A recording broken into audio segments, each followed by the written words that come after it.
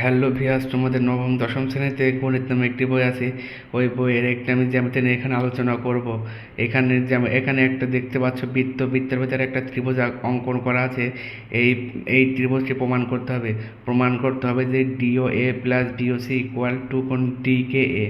মানে এখানে বিশেষ নির্বাচনটা হবে, মনে করি ও কেন্দ্র বিশিষ্ট এবিসিডি একটি বৃত্ত। এসি ও বিডি কর্ণদ্বয় পরস্পর কে বিন্দুতে ছেদ করে। হ্যাঁ, তাহলে প্রমাণ করতে হবে যে DO A plus BOC equal to কোণ ডি কে এ। এখন এখানে ডি প্রমাণ ধাপ 1, এখানে ডি কি সে এর বহিস্থ কোণ ডি কে এ ইকুয়াল কোণ K D C plus D C K. আবার ডি কে সি এর বহিস্থ কোণ D K A equal BDC plus DC A. এখানে দুইটা চাপ ধরতে হবে, একটা হচ্ছে ডি এর চাপ আর একটা হচ্ছে বিসি চাপ। এখন ডি এর চাপের ওপর দণ্ডায়মান D O A equal to কোণ ডিসি এ, এটা এক নং সমীকরণ।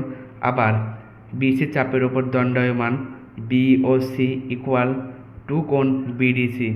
এখন ডিও এ প্লাস বিওসি এখন টু কোণ ডিসিএ প্লাস বিডিসি। এখান থেকে টু কমন নিলে ডিসিএ প্লাস বিডিসি, তাহলে ডিসিএ প্লাস বিডিসির মান কত? ডিকে এ, তাহলে টু কোণ ডিকে এ।